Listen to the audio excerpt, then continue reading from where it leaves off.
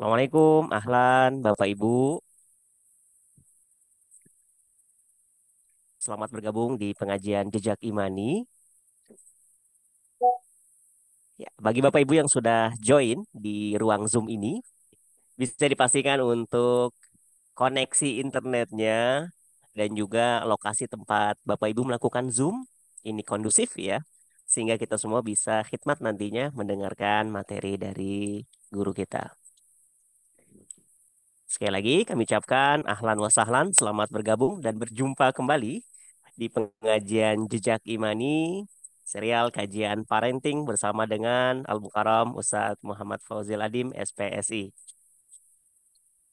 Saya imbau kembali kepada Bapak Ibu, bagi Bapak Ibu yang leluasa ataupun berkenan untuk membuka videonya, ya boleh Bapak Ibu untuk membuka videonya agar silaturahim kita semakin dekat nih ya.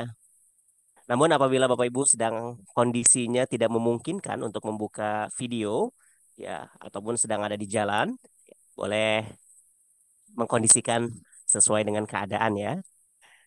Namun Bapak Ibu yang berkenan untuk bisa membuka videonya, boleh dibuka videonya supaya kita lebih dekat ya berinteraksi dengan Bapak Ibu semua. Dan mohon maaf Bapak Ibu semua, ini kita agak bergeser sedikit waktunya ya karena di daerah di zona BSD, di area BSD ini sepertinya koneksi internet sedang ada masalah nih ya. Tapi insya Allah ini tidak akan menjadikan aktivitas ataupun kegiatan kita pada malam hari ini tidak berjalan dengan lancar ya. Kita mudah-mudahan Allah mudahkan dan lancarkan nih temuan kita. Dan Alhamdulillah juga sudah hadir nih bersama kita guru kita Al-Mukarram Ustadz Fauzil Adim. Assalamualaikum Ustadz. Lan.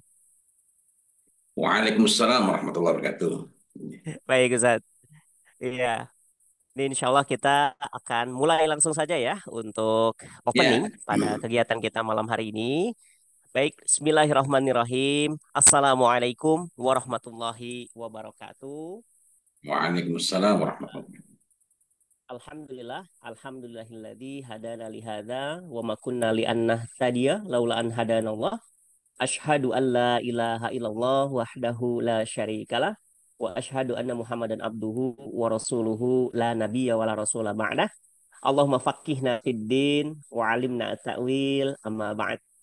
Bapak Ibu, jamaah pengajian Jejak Imani yang senantiasa Allah condongkan hatinya selalu dalam kebaikan dan mudah-mudahan pertemuan kita malam hari ini menjadi wasilah di mana Allah catat ya sebagai pahala silaturahim dan juga ibadah. Amin ya robbal alamin.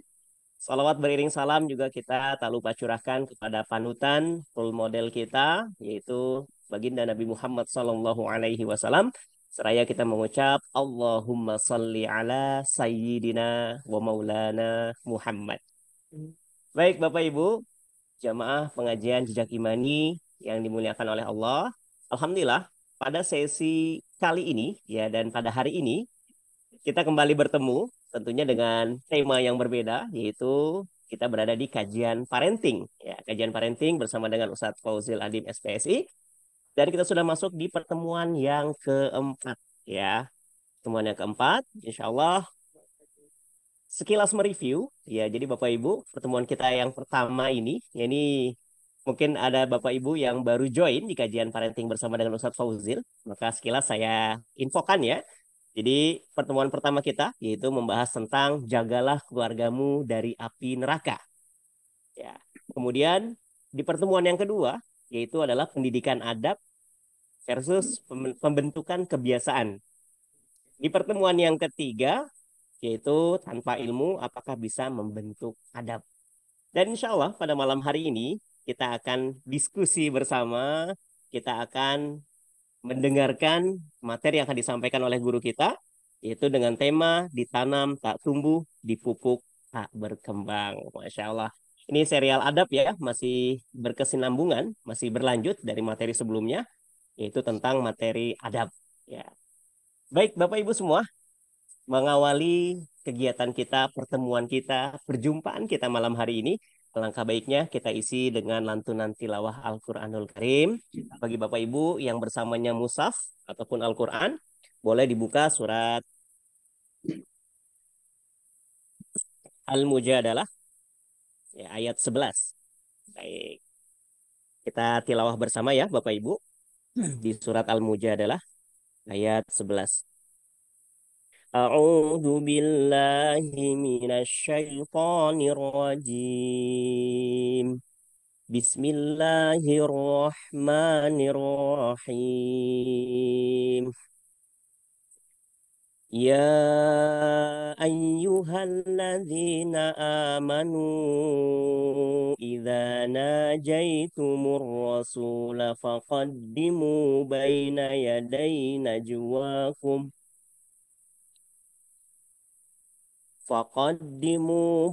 يدي نجواكم صدقة ذلك خير لكم وأطهر فإن لم تجدوا فإن الله غفور رحيم أأشفقتم أن تقدموا بين يدي نجواكم صدقات فإذ لم تفعلوا وتاب الله عليكم فأقيموا الصلاة وآتوا الزكاة وأطيعوا الله ورسوله والله خبير بما تعملون صدق الله العظيم. Sadaqallahul azim wa sadaqa rasuluhun nabiyul karim wa nahnu ala dzalika minasyahidin wa syakirin. Semoga dengan tilawah yang kita sama-sama bacakan dan kita simak bersama menambah keberkahan untuk pertemuan kita pada malam hari ini. Baik, Bapak Ibu sebelumnya apa kabarnya malam hari ini? Kalau semuanya dalam keadaan sehat, boleh chat di room chat dengan tanda alhamdulillah atau dengan ucapan alhamdulillah. Bagi Bapak Ibu yang salah pada malam hari ini dalam kondisi sehat walafiat, Allah berikan kenikmatan yang tiada tara yaitu adalah nikmat sehat, boleh chat di kolom chat dengan ucapan syukur kita. Alhamdulillah. Masya Allah. Ya. Dan semoga kita doakan juga untuk sanak saudara kita, kerabat kita yang pada hari ini sedang ditimpa musibah, sedang dalam kondisi tidak sehat. Ya kita doakan Allah berikan kesembuhan, Allah berikan jalan keluar, Allah berikan kemudahan dalam menyelesaikan permasalahan ataupun cobaannya. Amin ya robbal alamin. Dan boleh juga Bapak Ibu, saya ingin tahu nih, Bapak Ibu yang hadir hari ini, pada malam hari ini, berasal dari domisili mana saja. Boleh di chat di room chat, ya dari mana saja. Kalau ada yang dari Tangerang, boleh chat Tangerang. Kalau ada yang dari luar Jabodetabek, boleh. Saya dari Bekasi, saya dari Bandung, saya dari Kalimantan mungkin. Nah, boleh. Masya Allah ada Tangsel. Ada Tangerang, Cirebon, Masya Allah. Alhamdulillah. Depok hadir, Masya Allah. Siap Yogyakarta. Alhamdulillah ya. Di pertemuan kita, walaupun virtual, ya melalui online, tapi mudah-mudahan tadi ya, yang jauh menjadikan kita semakin dekat, ya walaupun sering terkendalanya ini adalah koneksi jaringan ya. Tapi mudah-mudahan pengajian kita malam hari ini berjalan dengan lancar, tentunya dengan ridho Allah Subhanahu wa Ta'ala. Amin ya Rabbal 'Alamin. Baik, Bapak Ibu semua, yang dimuliakan oleh Allah. Masya Allah ini masih terus ya. Ada yang dari Jogja, Cirebon, Masya Allah. Ya, jadi insya Allah kita saling mengenal, takliful kulub, ya kita semakin dekat, ya adanya fasilitas ataupun juga sarana kita bersilaturahim ini, pengajian jejak imani ini, yang mudah-mudahan menambah keberkahan untuk kita semua, yaitu ladang kita untuk mendapatkan ridho Allah dan juga keberkahan dari Allah. Amin ya Rabbal 'Alamin. Baik, insya Allah nantinya setelah materi disampaikan, mohon izin Bapak Ibu, ketika nanti sesi materi, mohon untuk bisa menjaga audionya, ya ataupun dalam kondisi mute ya semua, supaya kita bisa mendengarkan materi yang disampaikan dengan hikmat. Karena nanti insya Allah akan ada sesi tersendiri, Bapak Ibu bisa berdiskusi. Kita akan berdiskusi bersama ya setelah sesi materi yang ingin bertanya, maka siapkan pertanyaan terbaiknya. Ya, baik Bapak Ibu, mari sama-sama kita mengucap lafaz basmalah. Bismillahirrahmanirrahim. Langsung saja kepada Al-Mukarram Ustadz Muhammad Fauzil Adim, SPSI, dipersilakan. Baik, Assalamualaikum warahmatullahi wabarakatuh. Alhamdulillahi Rabbil Alamin, nahmaduhu wa nasta'inuhu wa nastaghfiruh wa natubu ilaih. Wa na'udzu billahi min syururi anfusina wa sayyiati a'malina. Man yahdihillahu fala mudhillalah wa man yudlil fala hadiyalah. Asyhadu an la ilaha illallah wahdahu la syarikalah wa asyhadu anna Muhammadan abduhu wa rasuluh la nabiyya wa la rasula ba'dah. Allahumma salli wa sallim ala Sayyidina Muhammad wa ala alihi wa ashabihi wa man tabi'ahum bi ihsanin ila yaumil qiyamah, amma ba'd. Bersyukur sekali kita kepada Allah Subhanahu wa taala. Allah taala berikan taufik kepada kita sehingga kita mau untuk duduk bersama meskipun saling berjauhan, kita sama-sama belajar dan mudah-mudahan ini menjadi majelis yang Allah taala ridai, menjadi majelis yang Allah taala barakahi bagi diri kita, keluarga kita maupun keturunan kita. Perbincangan kita malam ini meneruskan perbincangan-perbincangan selanjutnya karena memang sangat terkait. Tadi seperti disampaikan bahwa pada dua pertemuan sebelumnya membahas tentang surat At-Tahrim, ya ayyuhalladzina amanu qu anfusakum wa ahlikum nara. Yang Ali bin Abi Thalib radhiyallahu an menerangkan bahwa makna dari ku anfusakum wa ahlikum nara ialah adibuhum wa allimuhum. Didikkanlah adab kepada mereka, maksudnya istri maupun anak. Jadi di sini tanggung jawab utama ada pada suami, ada pada ayah. Wa allimuhum, dan didikkanlah ilmu kepada mereka. Artinya urutannya adab dulu baru kemudian ilmu. Dan ada banyak penjelasan mengenai hal itu pada pertemuan tersebut. Nah, kita juga mendapati perkataan dari Ibnu Abbas radhiyallahu anhuma, dan dua orang ini merupakan sahabat paling utama dalam soal ilmu. Tentu saja keduanya memiliki keutamaan yang lain, tapi dalam kaitan dengan ilmu maka keduanya adalah ulamanya dari kalangan para sahabat. Nah, Ibnu Abbas radhiyallahu anhuma mengatakan bahwa yang dimaksud dengan ku anfusakum wa ahlikum nar ialah ku anfusakum bi af'alikum. Jagalah diri kamu dari api neraka dengan perbuatan-perbuatan kalian, amal-amal kalian. Wa qu ahlikum, dan jagalah keluarga kalian biwasiyatikum. Sehingga konsekuensinya kita mendapati teladan itu penting, iya, dan sangat diperlukan. Tetapi teladan saja tidak cukup. Ketika dikatakan oleh Ibnu Abbas radhiyallahu anhu, "Qu anfusakum bi af'alikum", pada satu sisi kita tidak bisa menyelamatkan diri kita tidak bisa menjaga diri kita dari api neraka kecuali dengan melakukan amal.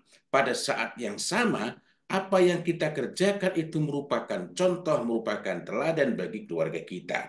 Akan tetapi, meskipun sudah dicontohkan, kita memberikan teladan, tidak otomatis akan menjadikan keluarga, apakah itu istri, apakah anak-anak, akan mencontoh. Betapa banyak orang-orang yang sudah memberikan contoh yang sangat baik, sudah memberikan teladan, tetapi anak-anaknya atau bahkan istrinya tidak mengikutinya, tidak menirunya. Banyak sekali orang-orang soleh, tapi anaknya salah. Kenapa? Bukan karena kurang teladan, melainkan karena kurangnya dalam hal tarbiyah, pendidikan. Nah, sehingga dari sana kita perlu mencermati apa saja yang menyebabkan ada upaya-upaya sebagian orang tua merasa sudah menanamkan adab, padahal ternyata baru kebiasaan. Nah, agar materi kita pada malam hari ini tidak putus dengan materi yang lalu, karena pada pertemuan yang lalu sebagian merasa kesulitan disebabkan tidak saya kaitkan dengan materi sebelumnya secara memadai. Nah, kita tengok di slide berikutnya. Ini flashback sejenak mengenai materi pada pertemuan sebelumnya. Nah, ini sambil menunggu operator. Jadi materi sebelumnya ini berkenaan dengan bahwa takwinul adah, pembentukan kebiasaan, ada adab, ada kebiasaan. Kebiasaan saja tidak otomatis menjadi adab, apalagi jika kebiasaan saja bukan. Nah, takwinul adah alias pembentukan kebiasaan itu memiliki dua kemungkinan. Yang pertama, dia akan menjadi sesuatu yang sifatnya tilqaiyan, yakni automatically, secara otomatis dia akan menjadi perilaku yang muncul setiap hal tersebut terpenuhi. Maksudnya begini, contoh kalau anak dibiasakan tiap jam setengah 3 malam bangun, maka kalau ini sifatnya tilqaiyan, maka anak itu akan otomatis bangun setengah 3. Entah apakah nantinya kalau di rumah mungkin dibiasakan untuk tahajud ketika dia sudah nggak di rumah, tetap bangun setengah 3, tetapi yang dikerjakan bisa berbeda. Artinya kebiasaannya itu ada, tetapi kebaikannya belum tentu masih ada bersama dengan dia. Tetapi ini tetap masih merupakan kebiasaan, sifatnya tilqaiyan. Artinya secara otomatis itu akan muncul, akan tumbuh, akan terjadi. Akan tetapi ada kemungkinan yang kedua, yakni perilaku-perilaku itu sifatnya mu'tadan, yakni anak hanya terbiasa saja. Terbiasa itu akhirnya hanya menjadi perilaku berulang. Kalau dibangunkan ketika diperlukan, dia bisa bangun jam setengah 3. Tetapi kalau tidak, ya dia bisa bangunnya bahkan ba'da subuh ketika matahari sudah meninggi. Nah, ini yang kadang-kadang menjadi kerisauan sebagai orang tua. Artinya, pembiasaan itu bahkan ketika menjadi kebiasaan pun tidak cukup untuk disebut adab. Apalagi kalau itu hanya menjadi perilaku berulang. Kebiasaan tanpa ruh, kebiasaan tanpa penghayatan, kebiasaan tanpa tujuan yang kuat, maka ini tidak akan menjadi karakter, tidak akan mempengaruhi jiwanya. Orang munafik itu melakukan amalan yang secara zahir bisa sama dengan orang-orang beriman. Tetapi walaupun dilakukan selama bertahun-tahun tidak memberikan bekas sama sekali pada dirinya. Jadi kebiasaan itu tidak otomatis akan membentuk karakter. Kalau hanya sekedar menjadi kebiasaan. Loh, bukankah karakter itu harus terbangun melalui kebiasaan? Betul. Akan tetapi, kalau kita perhatikan, maka kebiasaan itu munculnya dari pemikiran. Kita ingat kembali perbincangan kita mengenai anasir alias unsur-unsur pembentuk lingkungan. Dan rumah kita merupakan lingkungan yang terdekat, lingkungan yang paling utama. Anasirnya ada 4, yakni makan, maknanya tempat, kemudian insan, maknanya manusia, kemudian yang ketiga adalah afkar, pemikiran. Jadi bukan cuma anak diberitahu. Nah, kemudian yang keempat adalah ada kebiasaan yang muncul dari pemikiran. Jadi kalau cuma sekedar takwinul ada, sekedar pembiasaan saja, ya contohnya tadi, setengah 3 dia masih bangun, tetapi yang dikerjakan sangat berbeda dengan apa yang kita harapkan. Ya, kebiasaan itu berbeda dengan adab. Kalau setelah menjadi kebiasaan, maka itu tidak membangun jiwa anak, tidak membangun syakhsiyah Islamiyah alias kepribadian Islam pada diri anak-anak kita. Nah, kita tengok di slide berikutnya pembahasan lebih lanjut ya. Nah, lalu ada hal penting yang perlu kita perhatikan pada kaitannya dengan bagaimana kita mendidik anak-anak kita. Tidak semuanya saya bahas berkenaan dengan perkataan dari Ali bin Abi Thalib radhiyallahu an yang ini sekaligus perlu menjadi renungan bagi kita. Kenapa? Boleh jadi kita membicarakan anak-anak, tapi boleh jadi kita sendiri ada di posisi ketiga. Jadi an-nasu thalathah, manusia itu ada tiga macam. Yang pertama adalah alim rabbani, saya belum termasuk di dalamnya, meskipun berharap mudah-mudahan suatu saat bisa termasuk di dalamnya. Yang kedua adalah muta'allim ala sabili najah. Orang yang menuntut ilmu di atas jalan yang benar, di atas jalan yang selamat, di atas jalan yang menjamin kesuksesan. Nah, ini ada beberapa kualifikasi, tapi tidak kita bicarakan pada kesempatan malam hari ini. Kemudian yang ketiga adalah orang awam. Sebenarnya yang kedua tadi itu muta'allim ala sabili najah itu boleh jadi dia orang awam, tetapi dia menuntut ilmunya di atas jalan yang benar dengan proses yang benar. Nah, yang ketiga ini adalah orang awam yang mengikuti atba'u kulli naik. Saya beri warna berbeda dengan ukuran font yang berbeda, yakni dia mengikuti setiap orang yang berteriak. Itu bahasa dulu ya, bahasa zaman sahabat. Karena ini perkataan dari Ali bin Abi Thalib radhiyallahu an. Kalau di masa sekarang itu mungkin persamaannya ya apa namanya yang sedang viral, trending topik. Kalau kita itu menyibukkan diri dengan yang trending topik, yang sedang viral, yang sedang apa namanya, yang sejenis itu, maka kita itu seperti mengambil jaminan terhadap tiga keburukan. Yang pertama adalah yamiluna ma'akulirih, mengikuti kemana angin bergerak. Jadi condong sesuai dengan arah angin bergerak.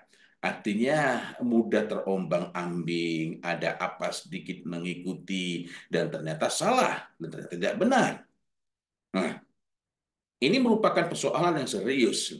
Saya jadi teringat ketika eh, beberapa waktu yang lalu pada heboh, pada ramai tentang bagaimana mengajarkan anak sesuai dengan gaya belajar mereka.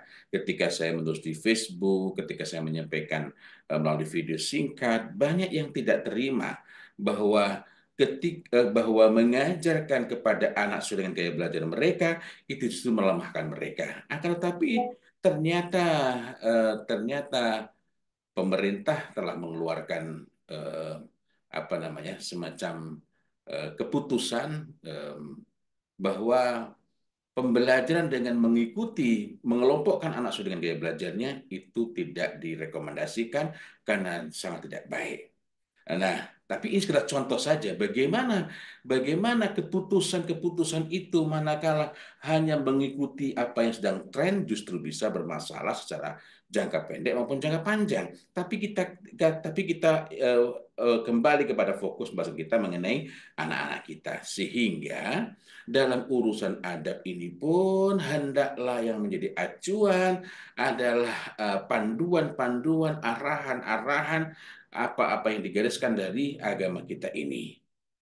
Nah, kemudian yang kedua, keburukan yang pasti terjadi kalau cara kita menuntut ilmu, kalau cara anak-anak kita mencari ilmu, eh, seperti tadi itu yakni atba'u kulli naik, mengikuti setiap yang sedang viral, mengikuti setiap yang sedang trending topik, siapa yang lagi FYP istilahnya sekarang ya.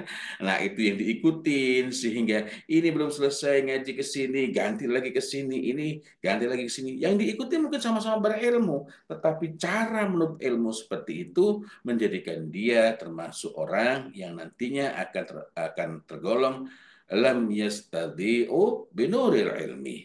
Tidak menerangi diri dengan cahaya ilmu, maksudnya cahaya agama. Dia mungkin belajar agama sangat banyak, pengetahuan agamanya sangat luas, tetapi ketika menghadapi masalah nggak ingat sama agama. Dan agama hanya menjadi pembenaran saja. Ketika baca psikologi, yang itu belum tentu psikologi, karena sekarang ini banyak sekali ya. Contoh generasi stroberi, itu kan bukan generasi itu. Kalau kita tengok istilah aslinya Chomezu itu berkenaan dengan sekelompok orang, semacam klan, semacam suku, gitu ya. Tapi begitu muncul, oh carilah pembenaran. Kenapa yang terjadi? Karena proses mencari ilmunya tidak benar. Nah, ini anak-anak harus kita kawal agar mereka ini tertib belajarnya. Nah, kemudian yang ketiga itu walam yalja'u ila ruknin wasiq. Itu tidak berpegangan, tidak memiliki pegangan yang dengan pegangan yang sangat kuat, yang sangat kokoh. Nah, ini keburukan ketiga. Nah, Artinya, kalau anak itu walaupun anak tiap hari belajar, dari pagi sampai sore, mungkin sekolahnya full day, banjir pengetahuan, memiliki pengetahuan yang sangat banyak, tetapi jika sehari-harinya banyak mengikuti apa yang sedang tren, apa yang sedang viral, maka anak itu akan mudah terombang-ambing, tidak menerangi diri dengan cahaya ilmu, dan dia tidak memiliki pegangan yang kokoh, sehingga mudah ragu dengan apa yang dijalani manakala bertentangan dengan yang sedang viral. Nah, kita tengok bagian berikutnya ya. Ya. Nah, dari sini kita dapat memahami perkataan em, dari Ahnaf bin Qais, tapi sebelum sampai sana eh, kita perhatikan bahwa eh, al-fadlu itu, keutamaan itu diperoleh bil aqli wal adab, diperoleh dengan adab, dengan akal dan adab. Masya Allah, saya belum pernah mendapati kata akal itu disebut dalam Al-Quranul Karim maupun dalam As-Sunnah As-Sahihah, kecuali pasti maknanya baik.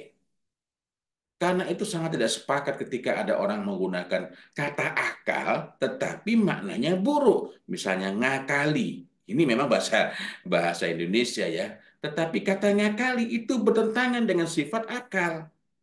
Sebagaimana kata al-fitrah tidak pernah ada konotasinya dengan keburukan. Berbeda dengan kecerdasan, bisa baik bisa buruk, berbeda dengan bakat, bisa baik bisa buruk, berbeda dengan temperamen, bisa baik bisa buruk, berbeda dengan tabiat, bisa baik bisa buruk. Tapi kalau al-fitrah itu sebagaimana akal, pasti selalu baik, selalu positif, selalu mulia. Nah, wallahu a'lam bishawab. Saya mencoba menelusuri dan tidak menemukan penggunaan penyebutan kata akal kecuali pasti dalam makna yang positif, dalam makna yang baik. Menariknya, kalau kita telusuri dalam Al-Qur'anul Karim, maka kata akal itu sepanjang saya telusuri, sepanjang saya perhatikan, bentuknya senantiasa kata kerja. Artinya kita ini mungkin dikaruniai akal, dan jelas karena begitu seseorang itu sudah mimpi basah atau sudah menstruasi, dia tidak gila, majnun, dia tidak maktuh mengalami keterbelakangan mental, dia tidak mausus, orang yang mengalami ini mausus ini disebutkan oleh Imam Syafi'i rahimahullah taala dalam Al-Um. Nah, tidak mengalami, kalau bahasa sekarang itu adalah obsesif kompulsif dia. Nah, tidak, dia juga bukan mubarsam. Al-mubarsam itu orang yang mengalami gangguan mental ya. Nah, dia bukan keempat-empatnya itu, maka begitu dia balik, maka begitu dia mimpi basah, dia menstruasi, maka saat itulah dia dihukumi berakal ya. Dihukumi berakal, belum tentu dia menggunakan akalnya. Saya punya HP, bisa diisi aplikasi macam-macam. Belum tentu HP itu saya isi dengan aplikasi yang baik tersebut. Begitu pula dengan berakal dan kaitannya dengan balik. Berakal dan kaitannya dengan balik, kaitannya bukan dengan digunakan tidaknya akal itu, melainkan bahwa dia telah memiliki kapasitas untuk menggunakan akal. Karena itulah kita perlu membimbing anak kita, menyiapkan anak kita, mendorong anak kita agar mereka ini hidup akalnya. Karena tidak akan mencapai keutamaan, tidak akan mencapai kebaikan kecuali dengan akal bil akli wal adab. La bil asli wal nasab. Bukan dengan asal usulnya maupun keturunan. Nah, Ahnaf bin Qais mengatakan bahwa al-adab itu nurul nurul akli, ada cahaya akal. Dan di sini sekali lagi kita mendapati bahwa kalau anak-anak itu hanya kita biasakan saja, hanya kita suruh saja, hanya kita beritahu itu artinya anak hanya absorbing, hanya menyerap, hanya mengingat, memorizing, tetapi tidak hidup, tidak hidup akalnya, maka ini akan mudah luntur, akan mudah hilang. Dia terkalahkan oleh informasi lain, informasi yang berbeda, informasi yang bertentangan. Nah, ini menandakan bahwa orang tua itu memiliki tugas untuk mengokohkan, menancapkan pada akal anak itu kebaikan-kebaikan, sehingga apa yang dia kerjakan itu merupakan sesuatu yang dilakukan secara sadar penuh dan atas pertimbangan yang baik. Disitulah adab itu akan dapat tegak. Kita lanjutkan perbincangan berikutnya.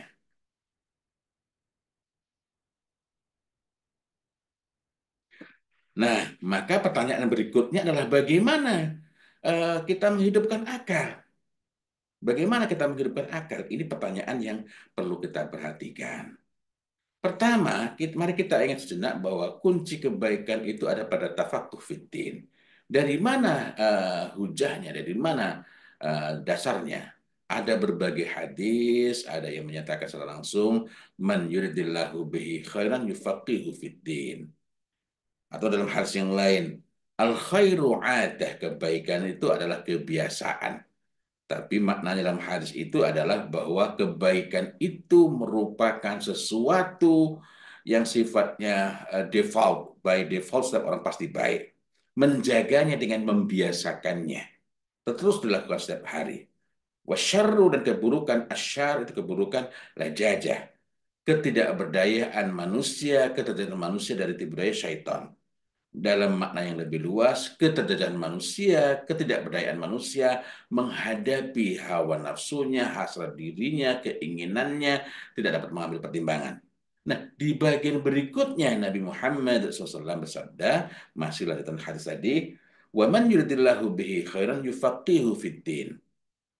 Nah, sehingga ketika anak melakukan keburukan, kita tidak bisa hanya dengan mengatakan itu nggak baik. Nah, karena boleh jadi anak sudah tahu itu nggak baik, melainkan kita yang perlu untuk duduk bersama, mengajak berbincang, menggali dengan pertanyaan, karena pertanyaan yang baik itu akan dapat meluruskan anak. Pertanyaan yang baik itu setengah dari ilmu. Ibnu Hajar Al-Asqalani mengatakan dalam Fathul Bari bahwa husnul su'al nisful ilmi. Pertanyaan yang baik itu merupakan setengah dari ilmu. Nah, masih kaitannya dengan tafakuh fiddin ini. Dalam hadis yang lain, Nabi Muhammad SAW mengatakan, "Man yuridillahu bihi khairan yusib minhu." Barang siapa yang Allah Ta'ala kehendaki kebaikan baginya, maka Allah Ta'ala berikan musibah kepadanya. Apa maknanya? Apa pelajarannya? Ketika orang itu mendapatkan musibah, di antara hal yang mungkin terjadi ialah dia lebih banyak berpikir secara mendalam, merenungi, menghayati, memikirkan dengan sungguh-sungguh, sehingga dari sana dia semakin memahami, mendalami, tafakuh mengenai agama ini. Nah, kemudian ada orang dia mendapatkan ilmu, dia menghadapi keadaan, anaknya berbuat keburukan misalnya, tetapi tidak mendapatkan pelajaran apapun dari peristiwa-peristiwa itu, dan bahkan dia cenderung putus asa. Kenapa? Di antara sebabnya ialah karena dia melupakan kunci tafakuh. Kunci tafakuh itu apa? Lisanan sa'ulan wa qalban aqulan. Tadi didahului dengan doa yang diubah dhamirnya karena untuk kita semua, itu mengingatkan kita pada doa dari Nabi Allah Muhammad SAW kepada Ibnu Abbas radhiyallahu anhu, Allahumma faqihu fid din wa 'allimhu ta'wil. Nah, ini orang didoakan oleh Nabi Allah Muhammad SAW. Yang mendoakan bukan kaleng-kaleng, bukan saya, bukan kita semua. Yang mendoakan adalah orang yang terbaik yang pernah ada di muka bumi, dan sampai hari kiamat nanti tetap menjadi yang terbaik. Tidak ada yang lebih baik darinya. Dan doa Nabi itu doa yang pasti mustajab. Kecuali hal-hal khusus yang memang Allah Ta'ala telah kecualikan, ya, dikabarkan. Tapi doa kepada Ibnu Abbas radhiyallahu anhu termasuk doa yang diijabah oleh Allah Ta'ala. Akan tetapi yang sangat menarik, meskipun ini yang mendoakan Nabi Muhammad SAW, tetap perlu wasilah. Tetap perlu wasilah. Apa wasilahnya? Bilisanin sa'ulin wa qalbin aqulin. Dengan lisan yang banyak bertanya dan hati yang berakal. Perkataan dari Ibnu Abbas radhiyallahu anhu ini untuk menjawab pertanyaan bima adraktal ilma, dengan apakah engkau itu menguasai ilmu, maka itu tadi jawaban dari Ibnu Abbas radhiyallahu anhu. Perkataan serupa bermiripan dengan itu juga keluar dari lisan Ali bin Abi Thalib radhiyallahu an ketika ditanyakan hal yang serupa. Ada mukaddimahnya, tapi pada ujungnya beliau mengatakan qalban aqulan walisanan saulan. Urutan yang dibalik. Jadi dua-duanya ini penting. Karena itulah kita perlu berusaha untuk betul-betul memperhatikan hal tersebut. Kapan kita kita memperhatikan ini? Ketika anak mulai masuk umur 2 tahun, maka Allah Subhanahu wa taala karuniakan kepadanya. Mulai umur itu anak menjadi banyak bertanya. Dan ini merupakan sesuatu yang perlu kita syukuri. Justru sebaliknya, jika di usia itu anak belum muncul banyak pertanyaan, kita yang perlu merangsangnya, kita yang perlu menggugahnya, kita yang perlu memancing anak dengan pertanyaan-pertanyaan. Karena pertanyaan-pertanyaan yang baik itu akan menghidupkan akal. Pertanyaan-pertanyaan yang baik itu setengah dari ilmu. Sehingga dengannya kita berharap mudah-mudahan qalban akulan itu ada pada diri anak-anak kita. Dan mudah-mudahan termasuk pada diri kita ini. Qalban akulan, hati yang banyak mentadaburi, hati yang banyak berpikir, hati yang banyak merenungi keadaan sekeliling, merenungi kekuasaan Allah Ta'ala, dan seterusnya. Nah, jadi dari sini ada hal penting. Lisan yang banyak bertanya. Bukan cuma lisan yang bertanya, tapi lisan yang banyak bertanya. Lisan yang banyak bertanya dengan pertanyaan yang baik menjadikan hati itu berakal. Qalban akulan.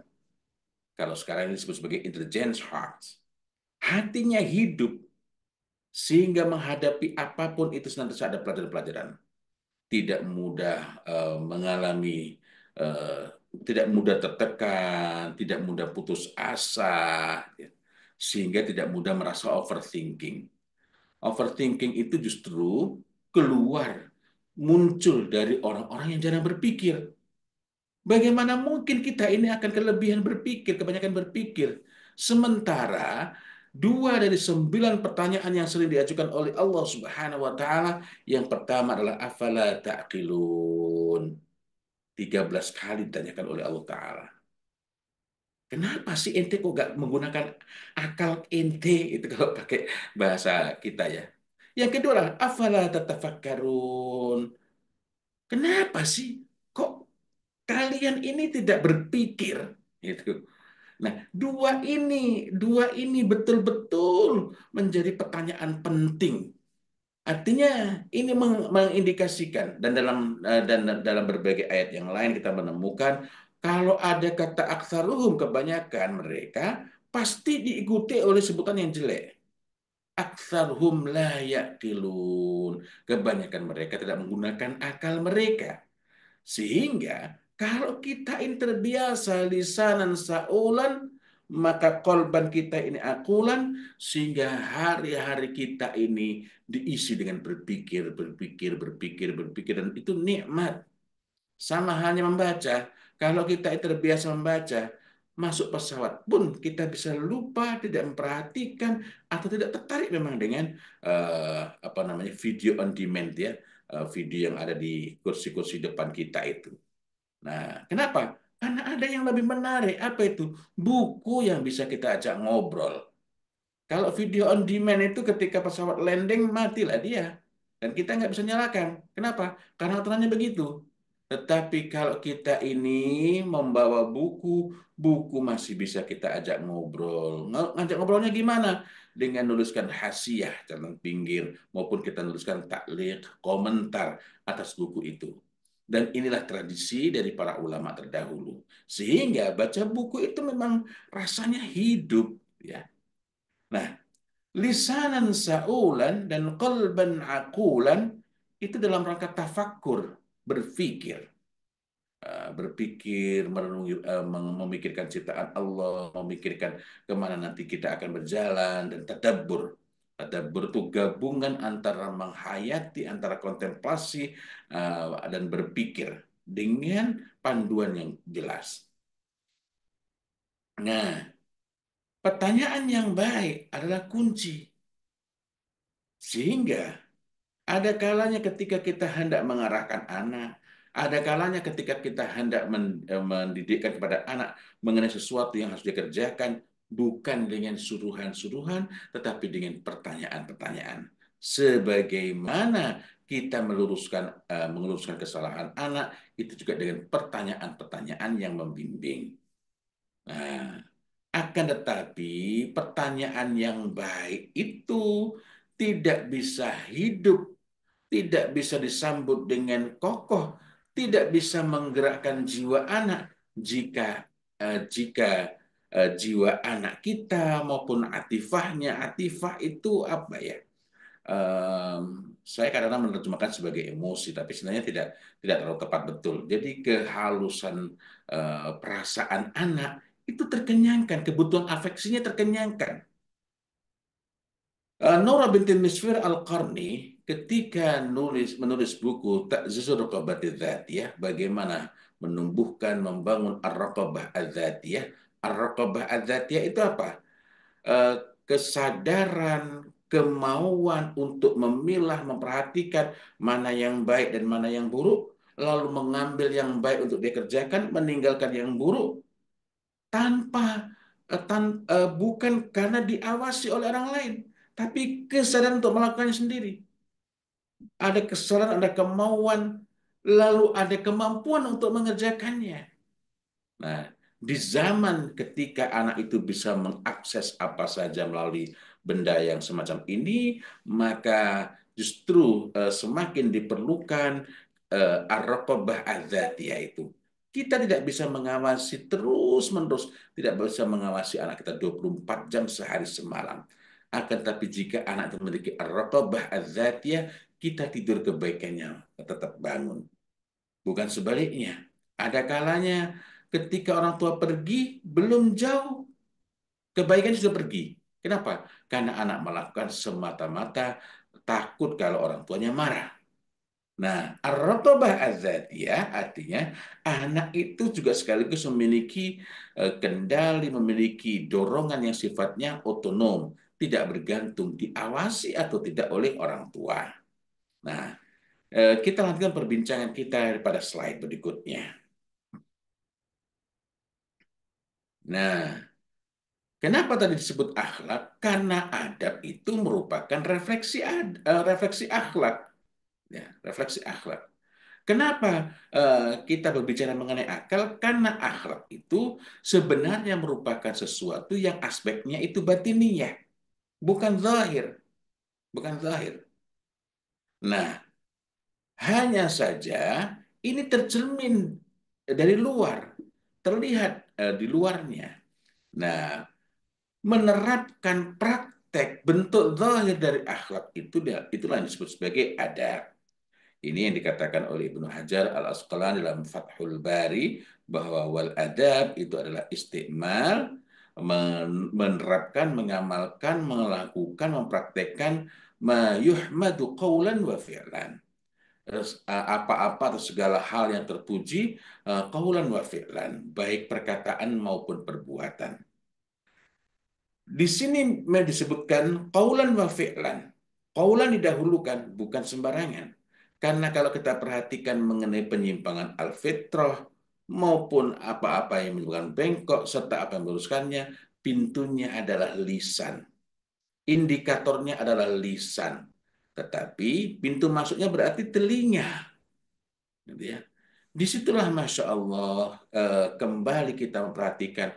Maka kalau kita itu mampu memberikan, mampu menghadirkan pertanyaan-pertanyaan yang baik, dan kita dapat menggugah anak untuk banyak bertanya, pertanyaan-pertanyaan yang baik, pertanyaan-pertanyaan yang kritis, niscaya mereka ini akan lebih kokoh karena mereka tidak mudah eh, tidak mudah untuk terkecoh disebabkan semuanya memerlukan argumentasi, memerlukan landasan yang kokoh pada dirinya sehingga tidak mudah terbawa oleh apa namanya ungkapan-ungkapan yang misalnya sedang sedang viral atau ungkapan-ungkapan yang nggak jelas asal usulnya, gitu ya.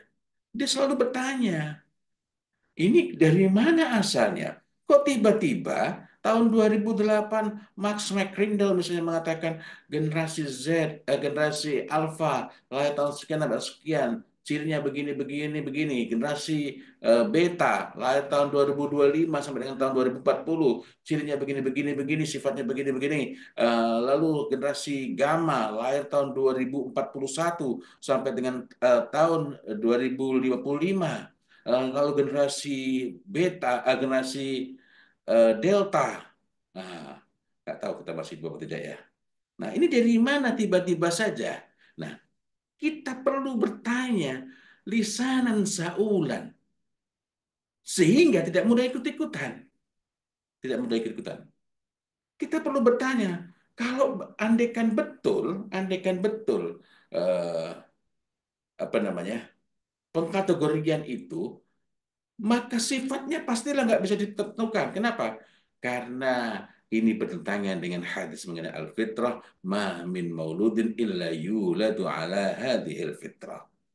Atau ala al-fitrah, kalau yang ala hadhil millah itu adalah laisa min mauludin yuladu illa ala hadhil millah. Nah, ini contoh-contoh saja. Nah, kita terus kembali di slide berikutnya.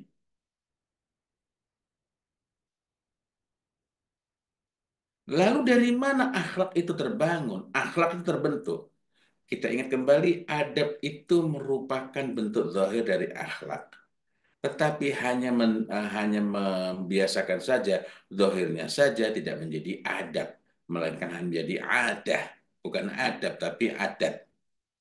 Nah, Aisyah binti Abi Hamdan menulis dalam buku Nurturing Iman in Children, secara ringkas di pembahasan mengenai bab 9 menunjukkan bahwa keimanan dan kesadaran untuk senantiasa memohon ditunjukkan jalan yang lurus, ihdinas syiratal mustaqim, syiratal ladzina an'amta alaihim ghairil maghdub. Ini maghdub ini memang luar biasa nih ya. Setiap hari kita nih memohon ghairil maghdubi alaihim waladdallin. Nah, jadi ditunjukkan jalan yang lurus dan benar-benar mengharap dijauhkan dari jalannya orang-orang yang dimurkai yakni Yahudi dan orang-orang yang sesat yakni Nasrani. Nah, kesadaran itu, keimanan dan kesadaran itu merupakan pembentuk akhlak, adab dan karakter yang kokoh. Nah, pertanyaannya kita sendiri menghayati enggak bahwa ketika kita sholat itu kita sungguh-sungguh memohon kepada Allah Ta'ala untuk ditunjuki jalan. Sehingga konsekuensinya mesti setelah itu kita akan mencari ini jalannya orang-orang yang lurus bagaimana, jalan-jalannya orang yang istiqamah. Shiratal mustaqim jalannya orang-orang istiqamah. Istiqamah ya seperti apa? Di atas al-Islam ini. Jalannya orang yang dimurkai seperti apa? Ya. Gimana sih wataknya, kelakuannya orang Yahudi itu? Apa sih teori parentingnya itu? Karena ini mengingatkan kita pada Quran surat Al-Isra ayat 64 bahwa syaitan itu menggelincirkan manusia, pintu utamanya ada dua. Wasyarikhum fil amwal, berserikatlah dengan mereka dalam urusan harta, wal aulad, dan urusan anak. Wa'iduhum, dan berikanlah janji kepada mereka. Wa ma ya'idumu syaitanu illa ghurura, dan tidaklah mereka itu berikan janji kecuali tipu daya belaka. Nah, tapi kembali lagi pada poin ini, maka di antara hal-hal yang perlu kita gugah pada diri anak, nah apa yang kamu baca tadi saat Fatihah? Nah, di rakaat pertama apa yang kamu baca? Nah, kenapa? Kamu bisa baca surat surat apapun itu, bahkan nggak lengkap pun bisa. Satu dua ayat setelah baca Fatihah itu boleh surat yang macam-macam. Tetapi kenapa kok mesti baca Fatihah? Apa sih hal pentingnya? Doanya kan cuma satu itu.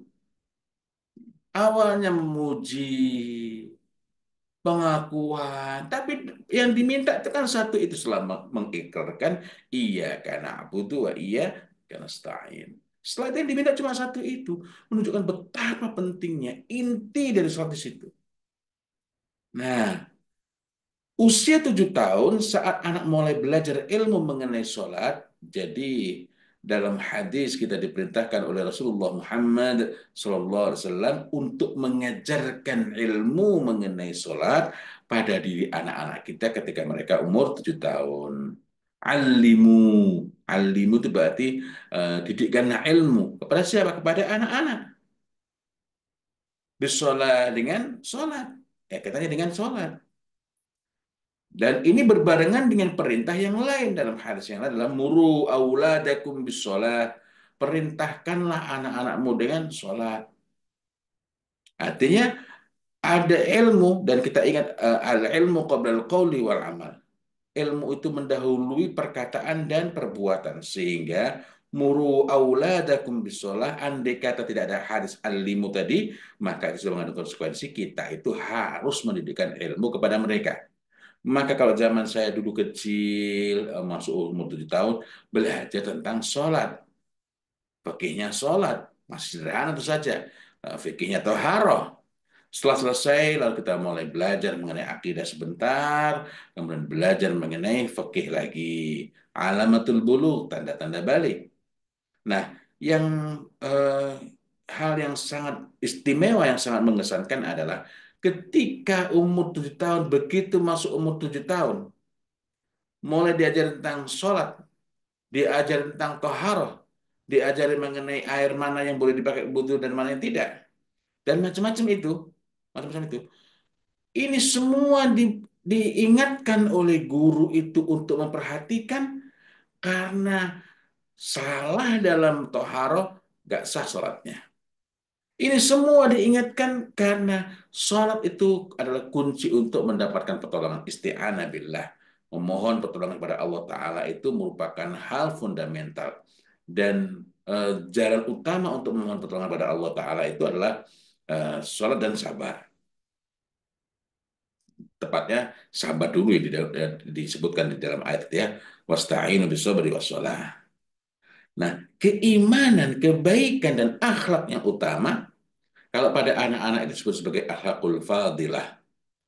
Berbeda dengan kalau kita yang sudah dewasa ini, hendaklah kita ini membangun, menumbuhkan, memiliki akhlakul karimah. Beda ya. Akhlakul fadilah karena anak-anak itu belum tahu mana yang mulia, mana yang tidak. Melainkan kita tunjukkan mana yang utama, mana yang bukan. Jadi anak-anak lebih ke sana. Sehingga uh, yang diajarkan kepada anak itu disebut sebagai akhlakul fadilah. Akhlak yang utama, akhlak yang fadil ya. Nah, keimanan, kebaikan, dan akhlak yang utama itu dapat ditanamkan dan dikembangkan. Lagi-lagi kita ketemu klausul tadi, apabila anak dikenyangkan eh, kebutuhan nafsiyah, kebutuhan psikisnya, dan atifiahnya, kebutuhan emosionalnya, kebutuhan kognitifnya, nafsiyah wal atifiyah betul-betul ditekankan isba'u hajati tifli an-nafsiyah wal atifiyah. Setelah itu barulah kita menanamkan kebaikan-kebaikan dan itu didahulukan daripada mengembangkan misalnya bakat misalnya ini didahulukan. Nah, kita lanjutkan pada slide berikutnya. Nah, di slide berikutnya. Nah, apa yang terjadi? Nah, tadi terlewat satu ya. Apa yang terjadi ketika anak itu tidak kita kenyangkan kebutuhan psikologis dan emosionalnya, kebutuhan psikologis dan afektifnya, maka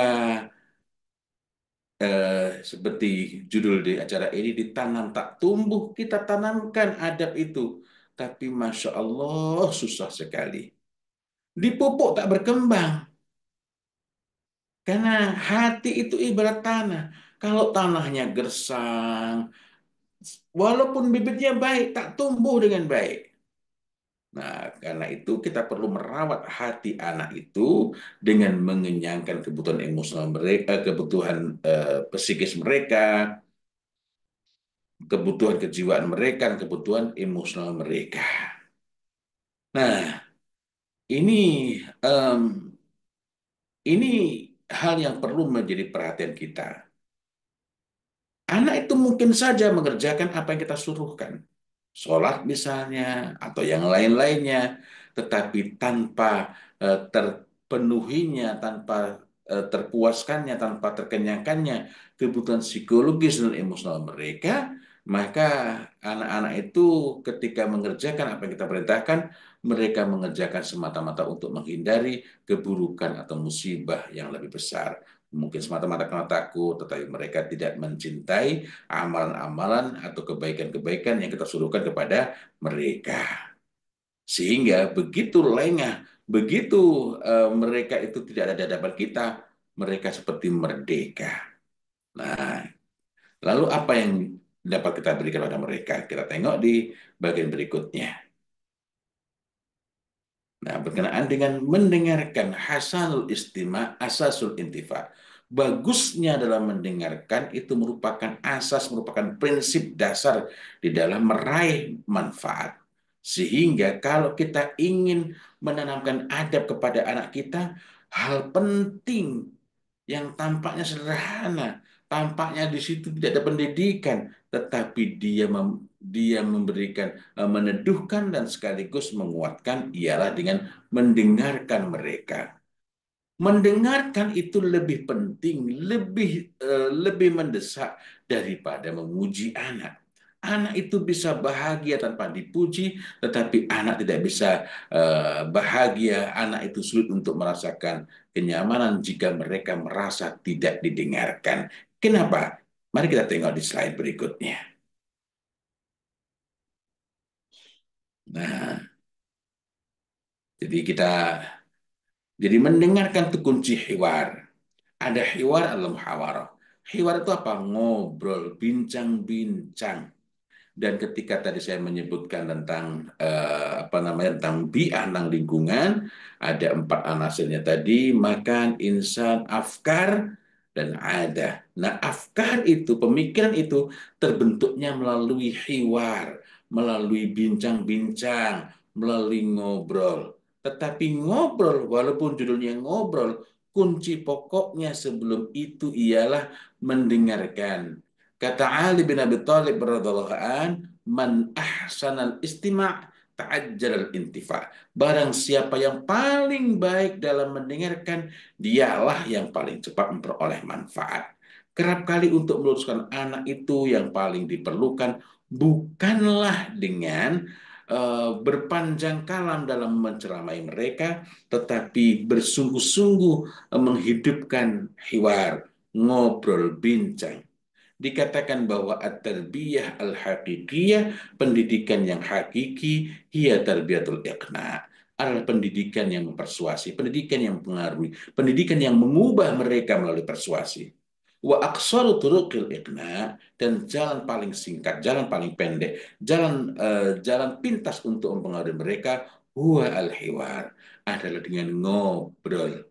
Ngobrol itu nggak perlu pakai kuota, nggak perlu pakai pulsa. Kalau tadi bisa ada gangguan jaringan. Nah, kalau ngobrol dengan anak langsung itu masalahnya bukan di jaringan, tapi di hati kita ini. Kita mau nggak? Nah, kita tengok berikutnya lagi. Kenapa hewan ini penting? Kenapa mendengarkan itu penting? Kenapa mendengarkan itu sangat-sangat berharga? Sebagian ulama mengatakan innan nasa adatan yuhibbuna man yastami'u ilaihim.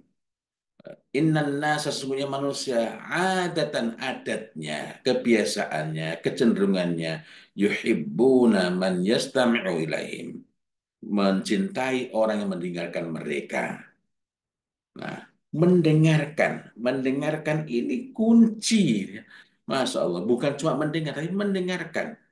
Dikatakan mendengarkan itu apabila kita memberikan perhatian sungguh-sungguh dan dapat menanggapinya. Jika tidak, itu bukan mendengarkan. Gitu ya.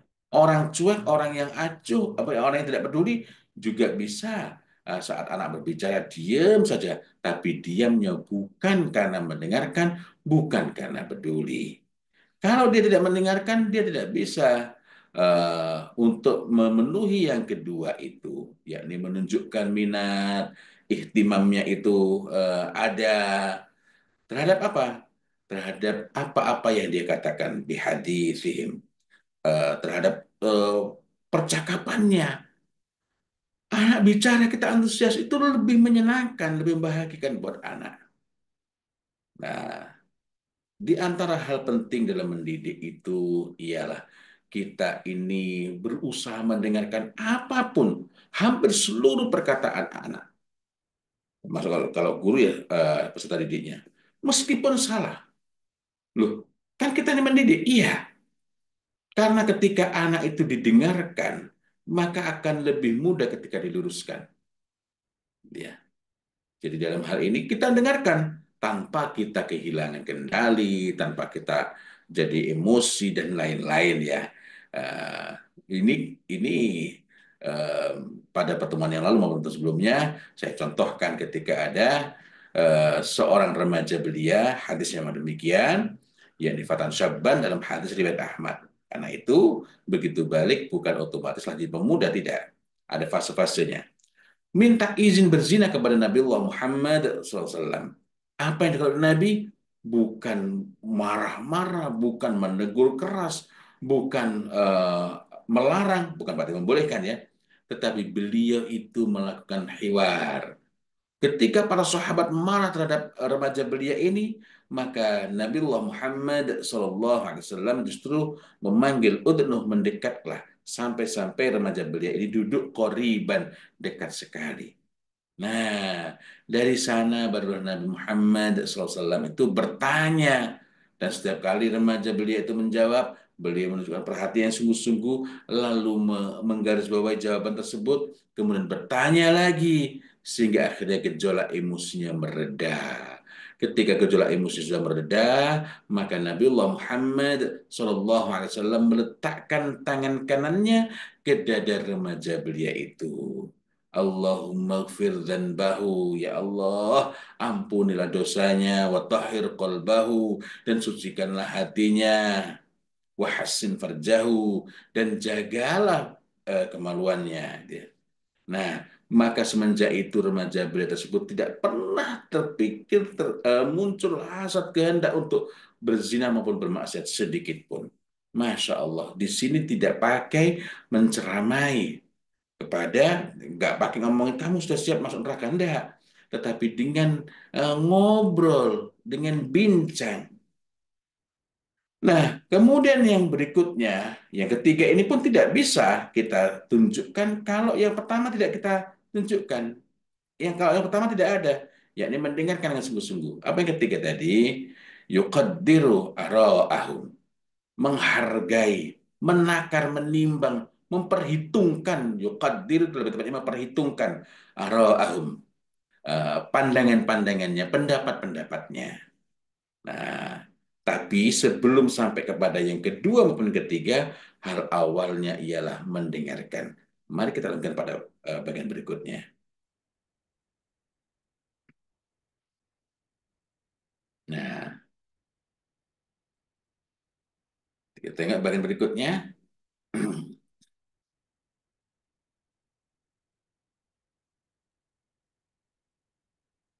Nah, ada hiwar, ada muhawarah. Akar katanya sama ya. Muhawarah itu apa? Nah, muhawarah tidak akan tumbuh kalau hewannya jarang. Muhawarah itu debat, diskusi, tapi suasananya ngobrol. Ya, kalau kita nggak kalau hewannya itu nggak terbiasa, maka akhirnya orang cepat naik darah, orang akhirnya lebih menyerang kepada orang lain, bukan menakar yuqaddiru ara'ahum, bukan menakar pandangan mereka, bukan menakar pendapat mereka, bukan memberikan argumentasi. Nah, hiwar dan muhawarah, kita boleh nggak setuju dengan anak. Ini satu sisi mendekatkan karena ada keakraban di sana, anak senang ketika merasa didengarkan, dan sisi lain mencerdaskan. Sehingga manakala adab itu kita bangun dengan kita ingat kembali perkataan Ahnaf bin Qais tadi bahwa adab itu adalah nurul akli, cahaya akal. Nah, dari mana akalnya hidup? Dengan lisanan sa'ulan wa qalban akulan. Bilisanin sa'ulin wa qalbin akulan. Kalau menurut redaksi dari Ibnu Abbas radhiyallahu anhu. Bagaimana kita mewujudkan itu? Dengan menghidupkan hiwar, bincang-bincang, ngobrol, dan muhawarah. Muhawarah adalah tingkatan berikutnya, debat dalam suasana ngobrol. Jika ini semua ada, maka ini bermanfaat untuk mendekatkan. Kalau mendekatkan artinya mereka akan lebih terpuaskan secara psikologis dan juga secara emosional. Nah, dan inilah yang harus kita wujudkan. Berikutnya.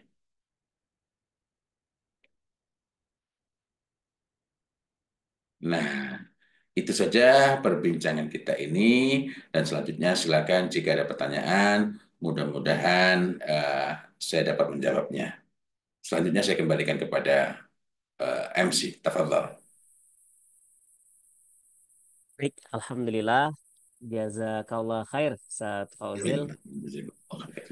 Alhamdulillah. Ya, Bapak Ibu, ini sepertinya waktunya ini kayak cepat banget ya berlalu, padahal materi yang disampaikan ini seperti daging semua ya, dan ini relate dengan kondisi kita ya pada hari ini, khususnya di tahapan anak-anak kita yang sedang mengenyam dunia pendidikan. Nah, apalagi tadi sempat dibahas ya, adanya pengkelompokan ya berdasarkan generasi ya, ada generasi Z, generasi milenial gitu kan, generasi alpha tadi, Delta, dan lain sebagainya. Nah, ini mudah-mudahan diskusi kita dan juga materi yang disampaikan malam ini juga dapat menambah wawasan kita ya. Baik, tentunya kalau hanya saja satu arah ini rasa-rasanya kurang adil ya, maka kami persilahkan ya, kita akan buka sesi diskusi tanya jawab ya bagi Bapak Ibu yang memiliki unek-unek ya ataupun ingin berdiskusi ya, berdialog. Bertanya langsung boleh, nanti kita akan bantu untuk buka audionya dan tentunya dengan mode raise hand ya agar memudahkan operator untuk membantu membuka audionya, ataupun bisa menyampaikannya juga di room chat ya yang ada di fasilitas Zoom ini. Baik, Bapak Ibu yang ingin bertanya, boleh. Yang ingin bertanya langsung mungkin. Masya Nah, Allah. ini masuk nih pertanyaan Iya. dari Ustaz. Iya, rupanya ada juga yang dari Baik, Sidoarjo, insya Allah lusa saya ke Sidoarjo. Ada juga yang dari Kaltim, insya Allah pekan depan saya ke Kaltim, ke Kutai Kartanegara. Gitu. Masya Allah, roadshow nih Ustaz. Tipis-tipis. Masya Allah, doakan ya Bapak Ibu. Mudah-mudahan Ustaz Fauzil Adim selalu dalam kondisi sehat ya. Mudah-mudahan Amin, bisa hadir amin. juga nih di kota Bapak Ibu semua nih dan bisa bertatap muka langsung. Rasa-rasanya lebih enak ya bersilaturahim dan berdialognya. Baik, ini masuk pertanyaan Ustaz dari akun atas nama Ibu Merlin ya. Assalamualaikum Pak Ustadz, izin bertanya bagaimana cara menumbuhkan rasa cinta kan ibadah kepada anak agar anak kita tetap beribadah meskipun jauh dari pantauan kita. Iya. Itulah yang merisaukan saya. Kenapa? Karena sebenarnya pentahapan-pentahapannya itu dari usia 2 tahun, kita mulai banyak ngajak anak berbicara, dan terutama dengan memancing mereka untuk bertanya, kita menjawab, dan jawaban itu tidak selalu berupa penjelasan, bisa berupa pertanyaan lagi, sehingga semakin hidup pada diri anak. Kemudian sehingga anak itu semakin semakin apa namanya semakin ringan, semakin mudah untuk bertanya, dan semakin semakin bagus kebiasaan dalam bertanya itu akan akalnya itu akan tertata itu ya. Kemudian setelah itu di fase sebelum 5 tahun itu kita fokus untuk menanamkan, menumbuhkan kecintaan, kecintaan kepada Allah Subhanahu Wa Taala, kemudian kecintaan kepada syariatnya, masih kecintaan, belum kepada menyuruhnya untuk mempraktekkan, untuk melaksanakan sholat. Nah, kadang-kadang ada yang kecepatan. Playgroup, TK, anak-anak sudah disuruh sholat. Kalau ditunjukkan sehingga anak kepingin, oh Masya Allah baik. Nah, usia 5 tahun, anak-anak mulai menghafalkan ilmunya. Belum diajarkan ilmunya, tapi menghafalkannya. Nah, kalau kita yakin bahwa sebaik-baik perkataan, sebaik-baik sebaik-baik kalam adalah perkataan dari Allah Subhanahu wa taala, dan sebaik-baik petunjuk dari Rasulullah Muhammad sallallahu alaihi wasallam, maka kita akan mendapati bahwa tuntunan yang paling baik, kita akan memegangi bahwa tuntunan paling baik adalah tuntunan dari Nabiullah Muhammad SAW. Jadi sebagaimana diriwayatkan dalam Sahih Bukhari, Inna ahsanal hadis kitabullah wa ahsanal hadi hadi Muhammadin sallallahu alaihi wasallam. Nah, Nabi Muhammad SAW memerintahkan kepada kita untuk mengajarkan, mendidikkan ilmunya maupun menyuruhnya mulai umur berapa? Umur 7 tahun. Nah, ada kalanya orang tua itu pingin cepat-cepat, anaknya biar tampak baik, sehingga dipaksa atau disuruh, walaupun anak tampaknya tidak terpaksa, tapi disuruh sebelum usia 7 tahun itu. Jadi sebelum usia 7 tahun itu, Masya Allah, fokus kita itu memang menanamkan kecintaan. Kalau anak memang tertarik, anak mau, nggak masalah. Tetapi mendidikan ilmunya itu nanti ketika anak umur 7 tahun. Sekaligus menunjukkan konsekuensinya. Sehingga kalau ini misalnya mulai umur 7 tahun. Umur 7 tahun anak mulai belajar tentang tanda-tanda balik, alamatul bulughah. Kami dulu ketika umur 8 tahun, 9 tahun sudah paham tata cara mandi junub bagaimana, kenapa, apa yang mewajibkan mandi, kemudian bagaimana cara perempuan tuh mandi besar setelah selesai melahirkan atau setelah selesai menstruasi. Eh, ya kami dulu diajari menurut mazhab Syafi'i ya. Jadi kalau ada rambut yang jatuh dari emak kita atau yang perlu kita perhatikan, kita ambil ya. Oh jatuh ini biar ikut disucikan. Nah, memang ada perbedaan. Nanti biasa ada sebagian hal yang berbeda antar mazhab ya. Tapi yang saya ceritakan adalah bahwa di usia itu udah paham. Nah, ditekankan betul kan sebelumnya sudah ada sudah ditanamkan kecintaan kepada syariat, belum disuruh mengamalkan. Ingat, prinsip dasar dalam mendidik anak itu ada 5. Pertama adalah iman. Ini, yang kedua adalah ilmu. Ini satu dan dua ini disebut sebagai asas ma'rifi. Masuk ke dalam kategori asas ma'rifi. Asas berkenaan dengan ma'rifah. Ya. Nah, yang disebut sebagai ilmu itu harus memenuhi dua kualifikasi. Pertama itu memahamkan al-fahmu, membuka pintu pemahaman. Yang kedua itu bina udawafi as-sulukiyah, membangun motivasi berperilaku pada diri anak. Jadi bukan cuma diajarkan pengetahuan saja. Lalu dari sini eh, ada 3 prinsip berikutnya. 3 prinsip berikutnya itu digelar sebagai asas amali. Yang pertama adalah ubudiyah. Semuanya itu kul inna salati wa nusuki wa mahyaya wa mamati lillahi rabbil alamin. Maka ketika anak diajarin tentang sholat tadi, betul-betul ditekankan. Belum belum pada pendisiplinannya, belum betul-betul ditekankan agar agar apa namanya? Agar anak ini kayak tadi saya contohkan. Ini mohon maaf kalau sebagian nanti dialeknya jadi Jawa Timuran dia. Loh, perhatikan. Ini caramu bersuci itu. Kalau nggak benar, sholatmu nggak sah. Padahal kalau kamu tuh pengen dapat pertolongan, wasta'inu bisabri wassalah. Sholat itu cara untuk mendapatkan pertolongan dari Allah. Nah, anak itu terus diingatkan ini ya. Kamu pengen deket, nah, Masya Allah nanti di hari kiamat nanti kalau jadi surga itu tidak ada nikmat yang lebih besar. Ada, Allah kasih surga, tapi ada nikmat yang paling besar.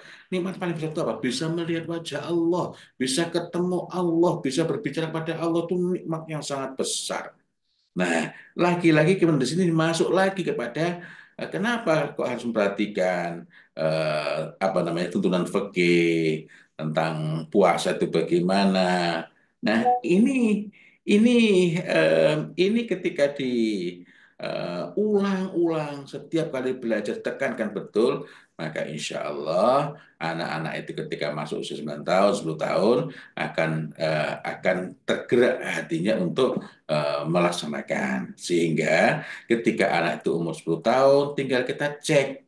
Kalau anak itu umur 10 tahun dipisah ke tempat tidurnya, kemudian umur 10 tahun, kok ternyata disiplin belum terbangun, anak perlu diketati, dikerasi, tapi dikerasinya tetap dengan memperhatikan kelembutan. Jadi keras itu bukan lawan dari lembut. Lawannya lembut itu kasar, dikerasi aturannya. Tetapi kita tidak bisa mengerasi aturan itu kalau anak belum mengilmui. Sehingga lagi-lagi di sini pentingnya kita mengilmukan. Jadi kalau kalau misalnya ada anak sudah remaja, ilmunya belum punya, mohon maaf, saya pernah beberapa Ramadan yang lalu, waktu itu sebelum pandemi ya, beberapa tahun sebelum pandemi, saya sengaja eh, ke beberapa masjid, jadi ketika sudah komat baru masuk, baru wudhu. Kenapa? Karena memang saya pengen lihat. Ya Allah, ini mahasiswa ketika sholat mohon maaf, laki-laki pakai pakai celana tapi mohon maaf ketika ruku dan sujud itu pantatnya kelihatan. Ini kan nggak bener sholatnya ini. Itu pada situ. Di sisi lain wudhunya juga begitu ya Allah. Kenapa kok terjadi? Karena rupanya dia nggak belajar. Untung masih ada kesadaran. Nah, sehingga saya berasumsi jangan-jangan pengetahuan-pengetahuan dasar itu tidak diberikan. Nah, hari ini mulai banyak diterbitkan. Apa yang dulu kami pelajari ketika umur 7 tahun, sekarang rupanya mulai banyak diterbitkan. Sebentar, saya matikan video sejenak, saya ambilkan contohnya ya. Nah,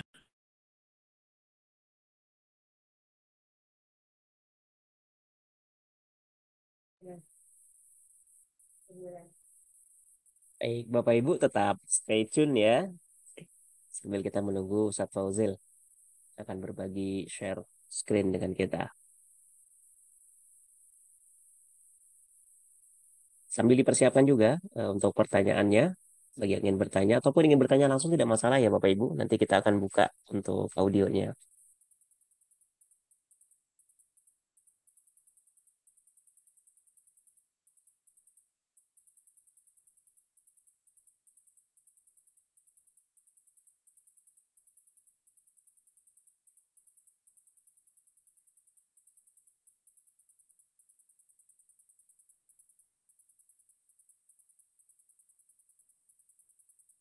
Ini ada sempat yang bertanya juga untuk recording nanti insya Allah Bapak Ibu kita nah, akan share juga ya. ini misalnya, ini adalah salah satu terjemahan ya. Ada beberapa juga nanti ada syarahnya kasifatu saja, tapi rupanya mungkin di tempat lain ya. Eh, ini dulu adalah dulu kita pelajari ini ketika umur 1 tahun. Tapi kalau melihat cetakan seperti ini, tampaknya ini sekarang dijadikan sebagai pelajaran, sebagai materi untuk yang sudah kuliah, sudah mahasiswa. Anak kuliah, em, ini tetap tetap sangat baik ya. Maksud saya, ini menjawab ini diperlukan karena sekarang ini kita mendapati banyak yang tidak memiliki pengetahuan minimalnya. Jika pengetahuan minimalnya tidak mereka miliki, maka bagaimana anak-anak itu termasuk yang sudah besar akan cenderung menyukai, akan cenderung tergerak untuk melaksanakannya sendiri. Wallahu a'lam bishawab. Baik, jazakallah Ustaz. Ya, Amin. semoga menjawab ya Ibu Merlin. Nah, tadi sempat disampaikan nih poin yang tercatat nih. Tadi prinsip dasar mendidik anak yaitu the iman ya yang harus kita bekali. Kemudian ilmu dengan dua indikator yaitu memahamkan dan juga membangun motivasi untuk anaknya. Kemudian juga ubudiyah. Nah, ini bekal-bekal Oh iya, untuk tadi kita semua. ada dua yang belum berarti ya. Tadi ubudiyah itu kan Iya, ada tiga. berarti Nih. ya. Dari asas aman itu ada tiga. Pertama adalah ubudiyah, artinya betul-betul kita tekankan, kita bangun, kita tumbuhkan bahwa semua itu dalam rangka ibadah. Kemudian kalau sudah, barulah yang keempat tatbik. Tatbik itu berarti aplikasi, penerapan, praktek. Nah, kalau kita bincang tadi kan rupanya banyak. Satu, dua, tiga ini belum, langsung praktek, langsung tatbik. Apa yang terjadi kalau langsung tatbik? Maka anak akan mudah jenuh, anak akan mudah akan merasa tertekan, merasa tidak nyaman, bukan karena berat, melainkan karena memang dia tidak memiliki sesuatu yang kokoh. Kenapa harus begini? Nah, kalau satu, dua, tiga, empat ini sudah, maka maka berikutnya ini akan lebih memungkinkan menjadi akhlak, gitu ya. Jadi yang kelima itu adalah akhlak. Wallahu a'lam bishawab. Baik, Alhamdulillah. Terima kasih Ustaz. Ya, lengkap ya tadi ya, sudah 5 poin yang disampaikan untuk prinsip dasar mendidik anak. Kita masuk ke pertanyaan berikutnya ya Ustaz ya. Ya, ya. Ini lumayan panjang nih dari Ibu Masya Nida Allah. Nida Ulfat. Ya, Assalamualaikum Ustaz. Masya Allah, terima kasih atas ilmu yang diberikan pada malam ini. Salam. Izin bertanya, ada saudara saya, sebut saja si Fulana, qadarullah seperti benci dengan ayahnya. Ada kekecewaan sejak kecil yang tertanam dalam diri Fulana terhadap bapaknya yang entah kenapa terus berlangsung hingga hari ini. Saat ini Fulana atau anak tersebut sudah dewasa dan sudah menikah, namun masih terus seperti itu. Padahal ayah dan ibunya sangat taat dalam agama. Sejak kecil hingga dewasa sudah dididik adab, akhlak, dan kebiasaan untuk taat dalam beragama dan hormat terhadap orang tua. Anak ini pun selalu didoakan oleh orang tuanya. Apakah saat sudah dewasa nanti dan sudah terlanjur seperti itu masih bisa diluruskan Ustadz? Mohon saran dan masukannya terkait case ini. Nah, apa ada treatment khusus nih Ustadz untuk anak yang ya ini artinya kan sudah beranjak dewasa nih. Berarti masih ada luka pengasuhan mungkin ya Sat ya namanya ya. Ini seperti apa nih Sat? Um, Padahal. Pertama, berkenaan dengan istilah luka pengasuhan, hendaklah kita berhati-hati karena istilah itu pada dasarnya nggak ilmiah. Istilah luka pengasuhan itu adalah istilah yang dicetuskan oleh Carl Gustav Jung. Carl Gustav Jung itu murid dari Sigmund Freud. Dia pengagum berat Sigmund Freud, tetapi kemudian dia kecewa manakala pendapatnya tidak dihargai oleh Sigmund Freud, tidak diterima tepatnya, padahal yang lain diterima.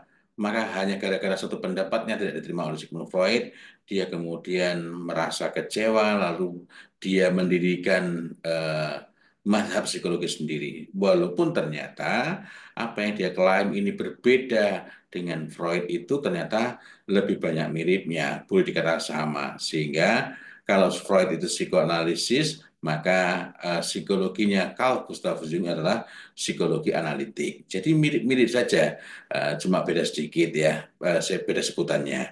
Nah, saya perlu garis bawahi karena kalau nanti kita gegabah bermudah-mudah mengatakan, oh ini luka pengasuhan, maka kita kehilangan sangat banyak kebaikan yang agama ini telah memberikan jalan keluarnya, ya. Nah, trauma itu bisa bermacam-macam, bisa bermacam-macam. Jangankan karena orang tua di masa lalu, contoh ada ada orang ini sekarang sudah dewasa, ya dulunya dia hobi sekali oprek-oprek motor itu dan dia pasangi klakson klaksonnya sebenarnya bukan klakson untuk motor dan juga bukan untuk mobil yang biasa. Ini klaksonnya, ini motornya dimodif sehingga dikasih relay dan lain-lain, lalu klaksonnya itu klakson truk gitu ya yang besar sekali suaranya. Nah, dia klakson seneng kalau lihat ada orang kaget, orang berjingkat-jingkat dan lain-lain.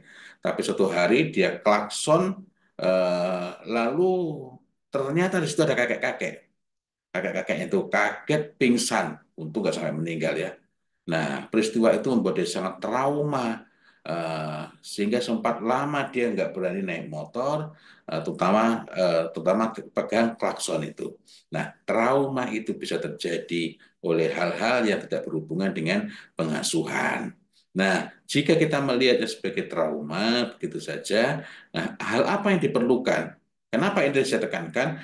Karena sekarang ini banyak orang bermuda-muda dikit-dikit luka pengasuhan, dikit-dikit luka pengasuhan. Sehingga akibat berikutnya adalah fatal. Eh, Terlalu menyederhanakan oversimplifikasi.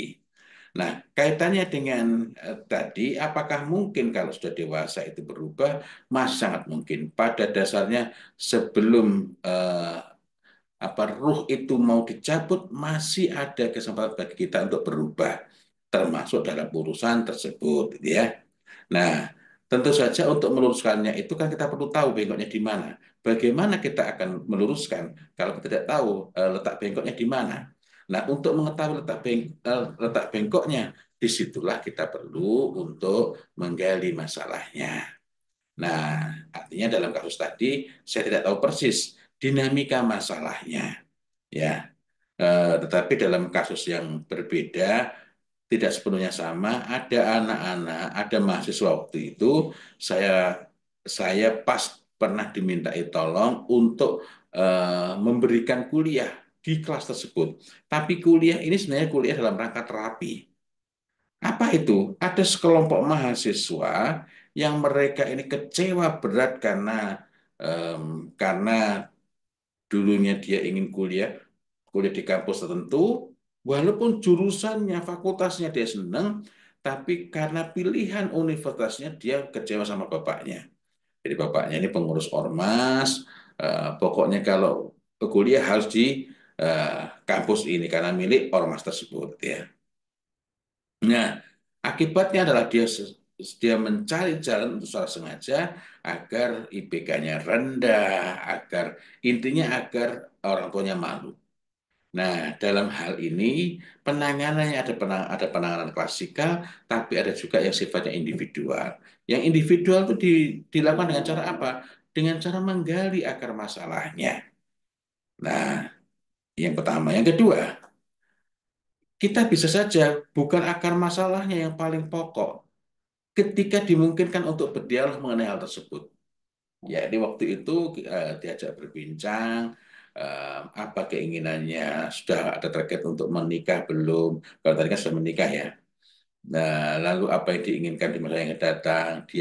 Apakah dia nanti akan menjadi ayah seperti ayahnya dan lain-lainnya? Ya, dia nggak mau seperti ayahnya. Lalu pertanyaan berikutnya adalah apa yang sudah dia lakukan, apa yang dia sudah persiapkan, apa yang dapat dia jadikan sebagai sebagai garansi untuk memastikan bahwa nantinya dia tidak akan menjadi seperti ayahnya. Nah, ketika ada PR-PR semacam itu, rupanya dia mulai berpikir, oh ternyata jadi ayah itu sulit. Dan dari situlah dia mulai respect kepada ayahnya. Tapi ini kan cuma contoh saja. Kalau penanganan tentu saja sangat sesuai dengan dinamika kasusnya, dinamika masalah, dinamika bagaimana persoalan psikologis itu ada pada apa namanya fulana tadi. Wallahu a'lam bishawab.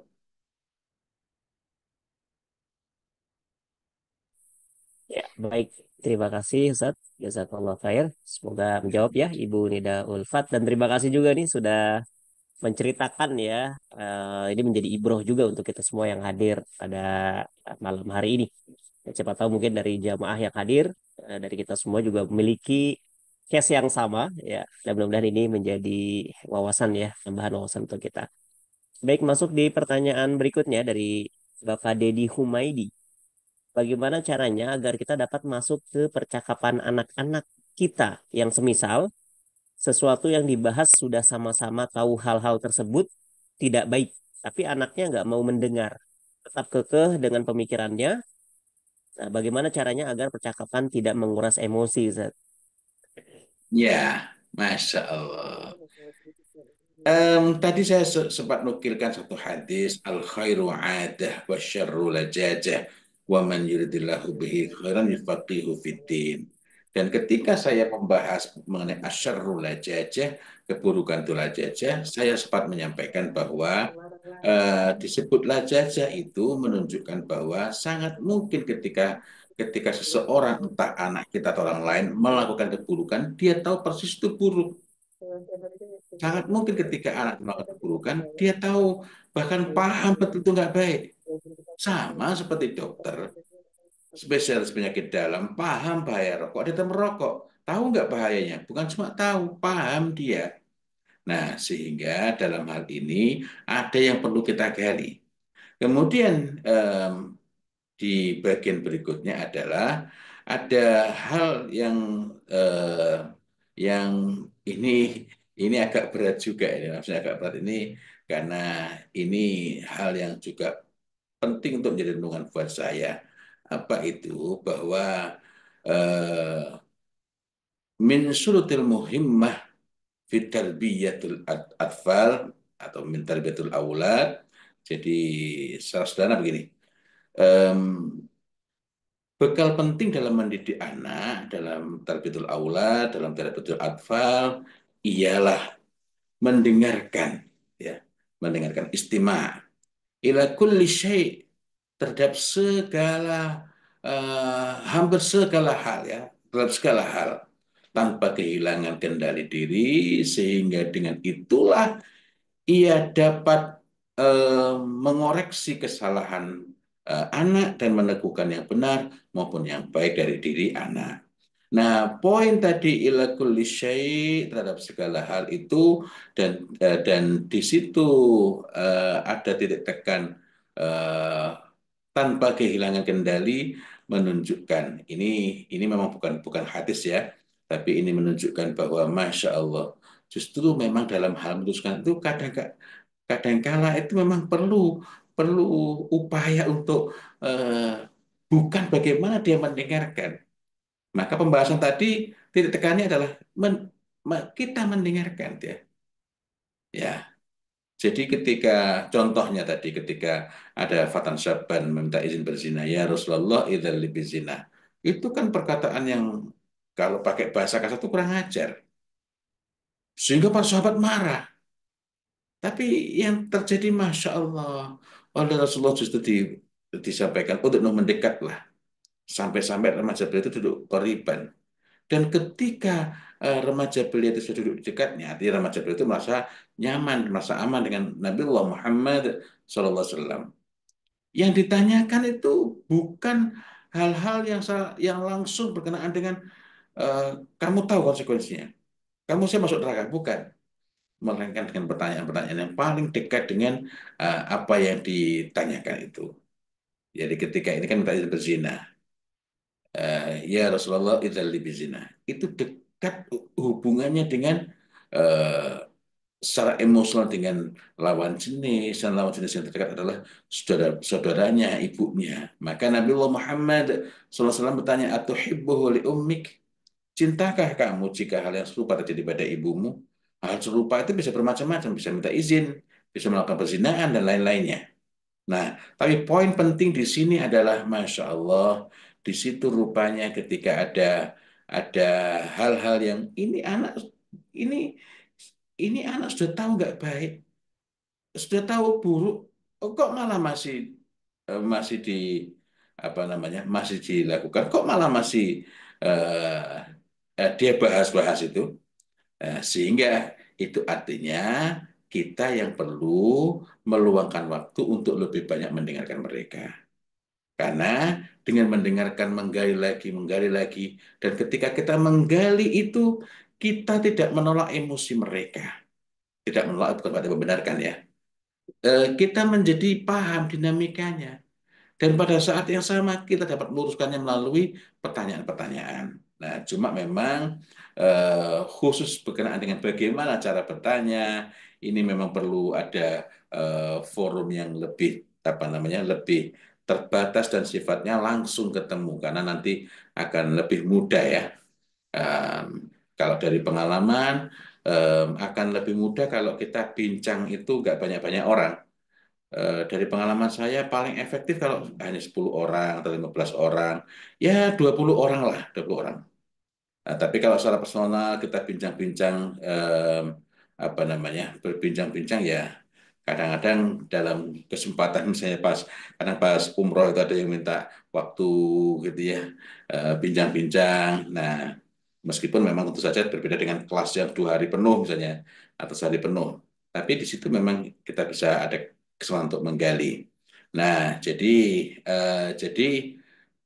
kalau kembali kepada pertanyaan tersebut, apa hal pokoknya? Hal pokoknya itu ya bukan, mohon maaf, bukan bagaimana dia mendengarkan, tapi kita dulu. Dan tadi memang saya sampaikan tadi berat ya, bahwa di antara bekal penting atau syarat penting dalam mendidik anak ialah kemampuan untuk mendengarkan hampir semua hal tanpa kehilangan kendali diri, sehingga dengan itulah kita dapat mengoreksi kesalahan, ya. Dan meneguhkan, mengokohkan, menguatkan, mengkonfirmasi yang benar serta baik dari diri anak kita. Allah a'lam bishawab. Baik, khair. Jazakallah khair, Ustaz. Alhamdulillah mudah-mudahan terjawab ya Bapak Dedi Humaydi. Terima kasih juga sudah menyumbang pertanyaan nih. Ini mungkin pertanyaan terakhir, Ustaz. Ini Iya, tidak terasa ya kita udah lewat dari jam 9 nih. Ya karena iya. tadi kita memulai juga sedikit bergeser, Ustaz. Jadi ya tadi ya mudah-mudahan yang Anton sampaikan tadi memang lebih enak kita diskusi langsung nih bertatap muka ya. Mudah-mudahan nanti ada ya Allah kasih kesempatan kita bisa diskusi ketemu langsung dengan Antum nih. Ada pengajian offline-nya ya. Mudah-mudahan Insya ya. Allah. Baik, Kalau Ustaz, ini pengajian pertanyaan terakhir offline mungkin. nanti, Hmm? kalau pengajian offline itu nanti bisa ada apa namanya, ada kesempatan ekstra ya, eh, Masya ketemunya. Allah. Ya, Lebih panjang ya Ustaz waktunya. ya jadi Baik, selain Ustaz. selain kelas tuh pribadi itu, ya, Baik, ini pertanyaan terakhir dari Ibu ya, ya, Lutfiah Fitra. Assalamualaikum Ustaz, izin bertanya, batasan mendengar anak untuk mendengarkan pada hal-hal yang receh, yang kesannya hanya mencari perhatian, misalnya kepada gurunya di sekolah, usia 5 sampai 7 tahun. ya. Mendengarkan itu sendiri merupakan cara untuk menggali. Jadi kenapa sih kok anak ini sampai seperti ini? Apa sih? Jadi kita bukan hanya mendengarkan. Memang betul kita mendengarkan. Tadi sempat saya sampaikan bahwa at-tarbiyah al-haqiqiyah, pendidikan yang hakiki itu adalah pendidikan yang persuasi. Dan jalan paling ringkas untuk mempersuasi ialah dengan hiwar, bincang-bincang, ngobrol. Dan dalam ngobrol itu kunci pokoknya adalah pada mendengarkan. Tetapi bagaimana kita akan mendapatkan banyak hal kalau kita tidak bertanya? Maksudnya dalam hal ini ialah bukan kita memperbanyak penjelasan, melainkan ketika ada sesuatu yang tidak tepat, kita sampaikan lagi, kita luruskan dengan pertanyaan. Nah, contoh anak ketika main api, lalu diingatkan, dia mengatakan, ya kan, kalau Allah menghendaki kan bisa aja, nggak panas. Nah, ini ungkapan anak. Eh, kita bisa menggali lagi. Kok kamu mengatakan begitu? Kenapa? Itu contohnya Nabi Ibrahim. Dibakar nggak apa-apa itu. Nah, dalam hal ini kita perlu untuk menahan diri tidak tersulut, eh, tidak kehilangan kendali, tidak memojokkan, tapi kita bisa bertanya, wah, kamu mau nyoba? Ini bapak punya ini korek ini. Ini bapak punya korek yang sangat panas ini. Jadi ini korek apinya dipakai gas. Apinya putih. Kamu tahu nggak? Api itu panasnya bertingkat-tingkat. Kalau yang paling rendah panasnya itu warnanya merah. Kalau di atasnya lagi warnanya apa? Coba. Nah, warnanya biru. Di atasnya lagi yang paling panas itu apinya warnanya apa? Warnanya putih. Nah ini bapak punya korek api warnanya putih. Kamu mau nyoba nggak? Nah, jadi kita bukan dengan apa namanya, bukan dengan menjelaskan. Enggak, kok enggak mau nyoba kenapa? Kan mungkin saja nanti, kan mungkin saja itu Nabi Ibrahim nggak terbakar, eh, kan mungkin saja nanti nggak terbakar. Nah, dari sana ada dialog. Tapi nanti kalau terbakar gimana? Nah, kok kamu khawatir terbakar kenapa? Ya soalnya api kan biasanya membakar. Oh, api biasanya membakar. Berarti kalau api biasanya membakar itu namanya apa? Itu namanya sunatullah yang berlaku di alam, maka orang mengatakan hukum alam. Jadi kalau begitu pegangan kita apa? Jadi dari sini akhirnya anak itu tidak mengelak lagi, gitu ya. Nah, mungkin saya jadi terpikir, mungkin di lain waktu, apa namanya, kalau di pengajian berikutnya mungkin ada semacam simulasi ya, khusus contoh-contoh, misalnya bagaimana meluruskan anak dengan pertanyaan, sekaligus saya siapkan apa namanya, saya siapkan slide-nya, saya siapkan materinya secara detail dari hal-hal yang abstrak maupun hal-hal yang sangat konkret, sehingga dengan itu kita memperoleh gambaran ya, karena rupanya banyak. Misalnya tadi umur 5 sampai 7 tahun tentu saja sangat konkret. Tetapi apakah anak umur 5 sampai dengan 7 tahun tidak bisa diajar berpikir abstrak? Bisa, dengan catatan kita menjembataninya melalui hal-hal yang sifatnya sangat konkret dan operasional. Apalagi kita ingat bahwa secara kognitif anak umur 5 tahun itu masih pra-operasional. Kalau masih pra-operasional artinya kita perlu memberikan jembatan yang lebih konkret lagi gitu. Nah, tapi poin pokoknya adalah apakah bisa anak mulai diajak berpikir abstrak? Bisa. Problem solving bisa. Tetapi perlu kita jembatani. Nah, menjembatani dengan yang sifatnya konkret ini mudah-mudahan di lain waktu eh, tafadhol nanti tim Jejak Imani apakah nanti ada sesi khusus ya 1,5 jam khusus atau 2 jam khusus tentang bagaimana eh, mengembangkan kemampuan berpikir anak, meluruskan kesalahan berpikir atau kesalahan perilaku atau kesalahan keyakinan anak melalui pertanyaan-pertanyaan. Wallahu a'lam bishawab.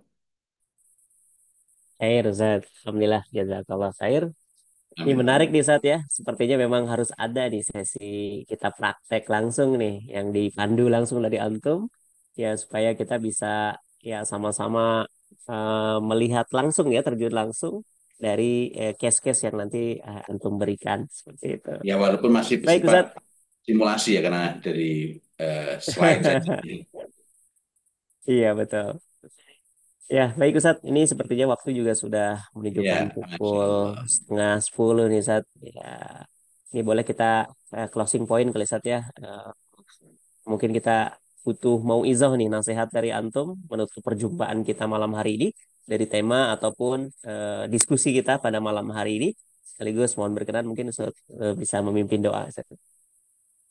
Ya, saya tidak henti-hentinya untuk mengingatkan kita semua berkata dari Imam Malik rahimahullah taala lan yusliha akhir hadhihi ummah illa ma aslaha awwalaha, tidak akan pernah bisa memperbaiki generasi bagian akhir generasi umat ini kecuali dengan apa-apa yang telah memperbaiki generasi pertamanya.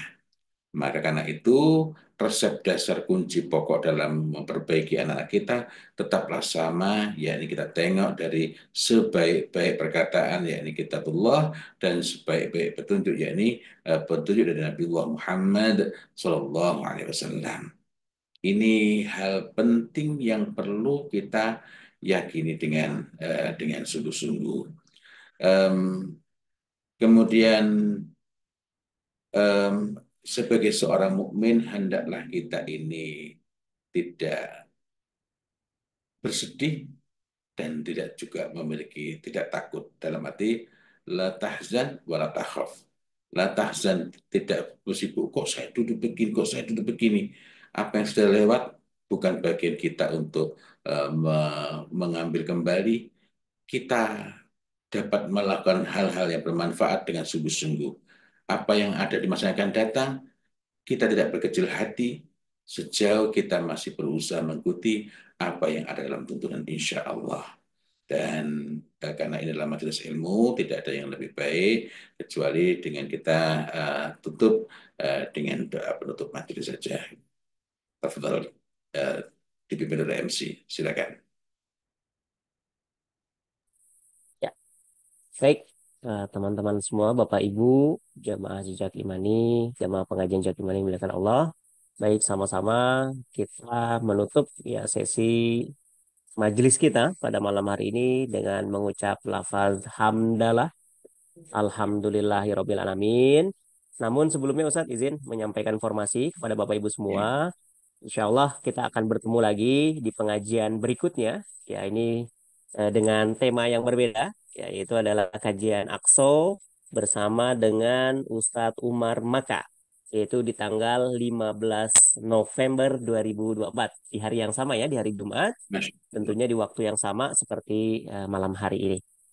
Ya, dan terima kasih Bapak Ibu semua yang sudah hadir, berpartisipasi dan juga istiqomah menghadiri majelis ini, menghidupkan majelis ini. Semoga kita semua mendapatkan pahala ibadah ya dan pahala silaturahim dari Allah Subhanahu wa taala. Kita sempurnakan dengan mengucap doa kafaratul majelis. Subhanakallahumma wa bihamdika nasyhadu an la ilaha illa anta nastaghfiruka wa natubu ilaik. Terima kasih Ustadz Fauzil, terima kasih Bapak Ibu semua. Selamat beristirahat. Sampai jumpa di pertemuan selanjutnya, di pengajian selanjutnya. Ya, billahi taufiq wal hidayah. Assalamualaikum warahmatullahi wabarakatuh. Waalaikumsalam warahmatullahi wabarakatuh. Jazakallah khair Ustadz. Amin wa antum jazakumullah khairan katsiran.